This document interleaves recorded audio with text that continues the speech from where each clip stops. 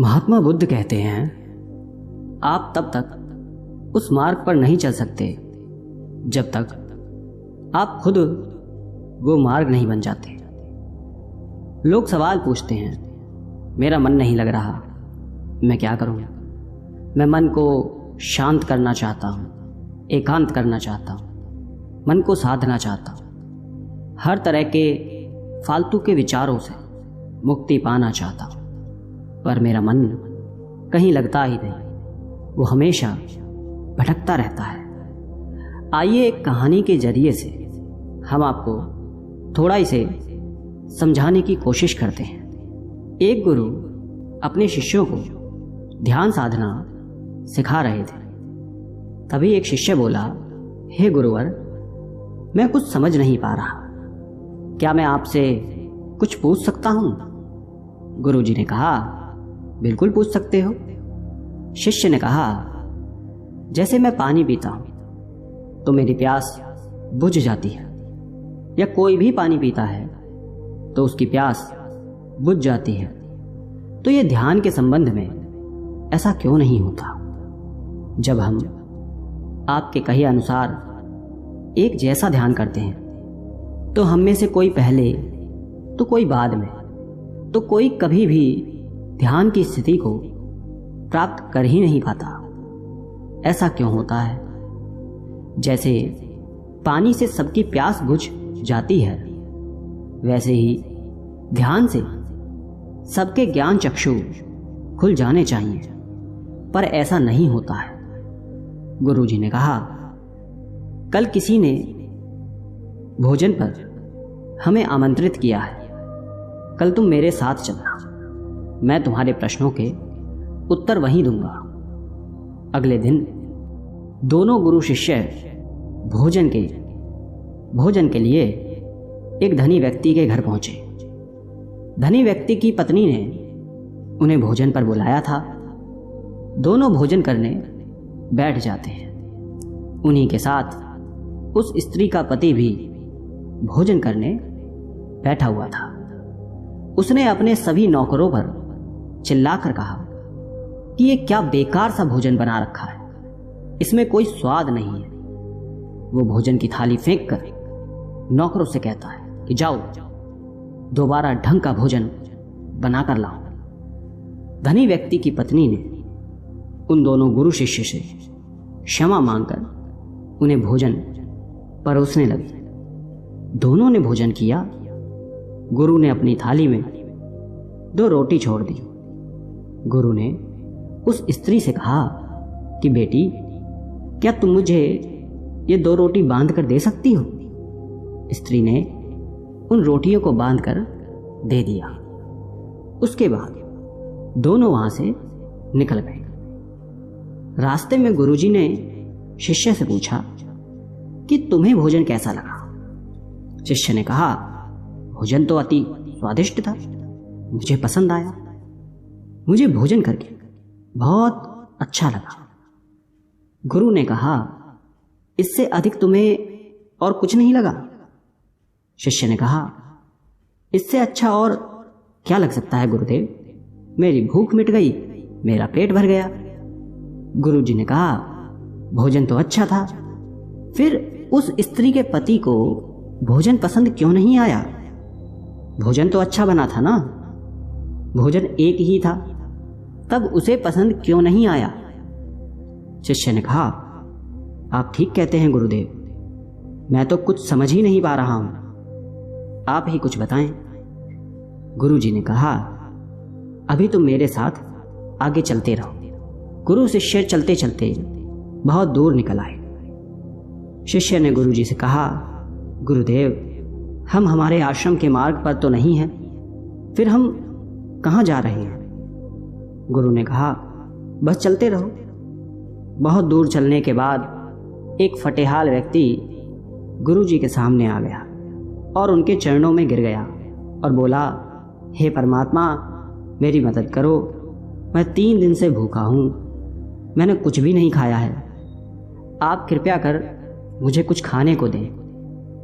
गुरुजी ने उस व्यक्ति को एक पेड़ के नीचे बिठाया और उन 2 रोटियों को निकाल कर दिया जो उस महिला ने उन्हें बांध के दी थी। रोटियों को देखते ही उस गरीब व्यक्ति की आंखों में चमक आ गई। उसने तुरंत उन 2 रोटियों को लेकर खा लिया। खाते समय उस व्यक्ति की आंखों से आंसू निकल रहे थे।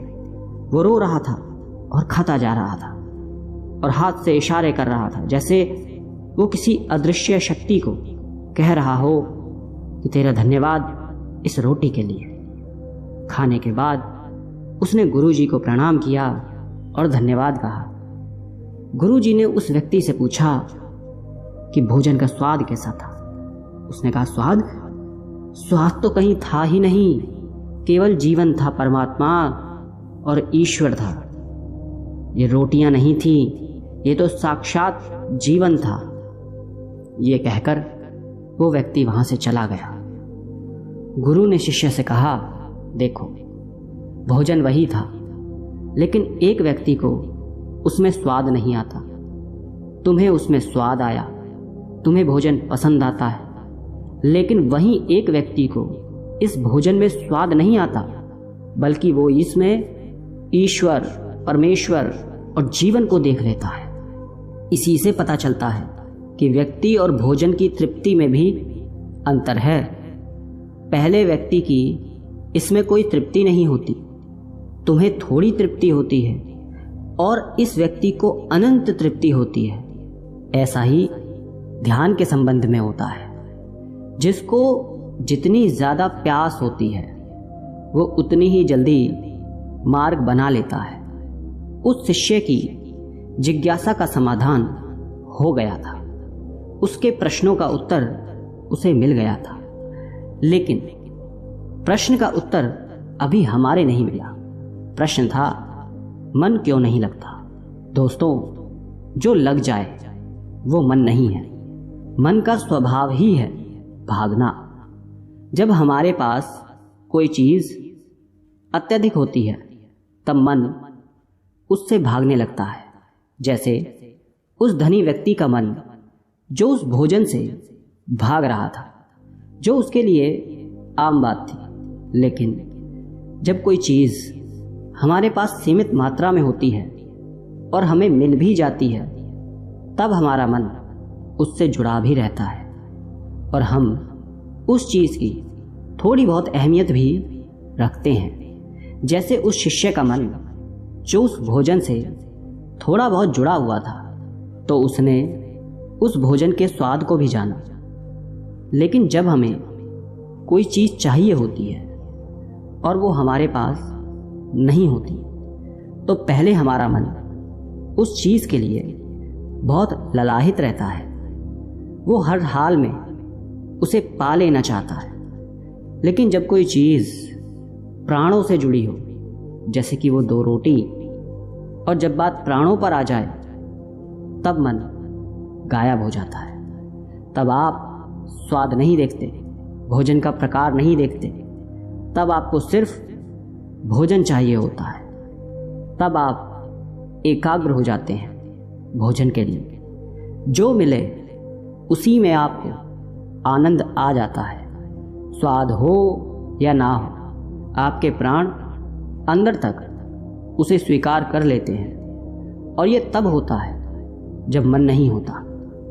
हम हमारे मन को लगाने की बहुत कोशिश करते हैं। कुछ पढ़ाई में लगाने की कोशिश करते हैं, तो कुछ अपने काम में लगाने की कोशिश करते हैं। लेकिन आपने देखा होगा कि मन कहीं नहीं लगता, और ये लग भी नहीं सकता, क्योंकि इसका काम किसी चीज में लगना है ही नहीं, बल्कि इसका काम है आपको भगाना इधर से उधर। एक चीज आपको मिली तो दूसरी चीज पर ले जाना, दूसरी चीज आपको मिली तो तीसरी चीज पर ले जाना। मन संतुष्टि को नहीं जानता, वो केवल पाना जानता है। पाने के बाद भूल जाना जानता है। जो मिल गया उसे छोड़ देने की आदत होती है, जो छूट गया उसे फिर से पा लेने की आदत मन की होती है। अपनी जिंदगी के पिछले हिस्सों को देखें और जानें कि क्या आपका मन कहीं लगा है, कहीं रुका है, या वो केवल आपको अभी तक भगा रहा है। अब सवाल आता है कि अगर मन का काम भागना या फिर भगाना ही है तो क्या जिंदगी भर हम भागते ही रहेंगे? क्या हम कहीं रुकेंगे नहीं? ध्यान से देखो तो जिंदगी ऐसी ही है। जन्म से लेकर मृत्यु तक इंसान भागता ही रहता है, कभी किसी चीज के पीछे तो कभी किसी दूसरी चीज के पीछे। लेकिन फिर भी कुछ इंसान अपवाद हो जाते हैं, फिर वो रुक जाते हैं, भागना बंद कर देते हैं। तब चीजें उनके पीछे भागती हैं, वो किसी चीज के पीछे नहीं भागते। इसका सबसे बड़ा उदाहरण स्वयं गौतम बुद्ध है। हम आम लोग कैसे अपने जीवन में ठहराव ला सकते हैं, कैसे हम अपने जीवन में एकाग्रता ला सकते हैं, कैसे हम अपने जीवन में अपने मन को, अपने आप को नियंत्रित करने से रोक सकते हैं। और इसका एक ही रास्ता है, वो है ध्यान। ध्यान व्यवस्था लाता है, मन भागता है। ध्यान ठहराव बुलाता है, मन लालच देता है। ध्यान लालच को देखने की दृष्टि देता है। मन कहता है दूसरी चीज को पकड़ लो, ध्यान कहता है जो मिला है उसे जान ले। ध्यान एकाग्रता लाता है, लेकिन ध्यान को लेकर भी हम भ्रमित रहते हैं। ध्यान का मतलब आंखें बंद कर बैठ जाने को ही समझ लेते हैं। एक छोटी बच्ची बहुत अच्छी बांसुरी बजाती है, और जब वो बांसुरी बजाती है तब उसके सुर में खो जाती है, तब उसका मन गायब हो जाता है। उसके प्राण केवल उस बांसुरी की धुन में ही रम जाते हैं, और यही उसका ध्यान बन जाता है। लेकिन ऐसा इसलिए होता है क्योंकि इस लड़की को उस बांसुरी में रस आता है, आनंद आता है। यही उसकी प्रकृति है। वो वही कर रही है जो वो हो सकती है। एक अध्यापक है, जब वो अपने छात्रों को पढ़ाता है तो उसमें खो जाता है। वो अपने प्राणों से उस पढ़ाने का आनंद लेता है, उसमें रुचि है उसे। यही उसकी प्रकृति है। जब वो पढ़ा रहा होता है तब उसके मन में कोई हलचल नहीं होती। वो तब ना तो भूतकाल की बात सोचता है, ना भविष्यकाल की। वो केवल वर्तमान के क्षण में ही रहता है, और यही उसका ध्यान है। जो व्यक्ति जो है, अगर वो वही होने लगे तो उसमें स्वतः से ही ध्यान घटित होने लगता है, वो एकाग्र होने लगता है। लेकिन जब व्यक्ति कुछ होने की कोशिश करता है तो उसका मन हावी होने लगता है, एकाग्रता टूट जाती है, और तब हम भागते रहते हैं। सब कुछ पा लेते हैं, तब भी सोचते हैं कि कुछ रह गया है, और ये अधूरापन कभी पूरा नहीं होता। क्योंकि जो आप हो सकते थे, जो आपकी प्रकृति थी, वो आप नहीं हुए, बाकी सब कुछ हो गए। ऐसे ही आप हमेशा अधूरे रह जाते हैं। तब मन कहीं नहीं लगता। मन की प्रकृति ही लगने की नहीं है। जो लगता है वो एकाग्रता है, वो ध्यान है। और जहां आपको एकाग्रता मिल जाए, समझ लेना वही आपके लिए बना है, जिस पर चलकर आप संपूर्ण हो सकते हैं। दोस्तों, आपने क्या सीखा कमेंट करके ज़रूर बताना। धन्यवाद।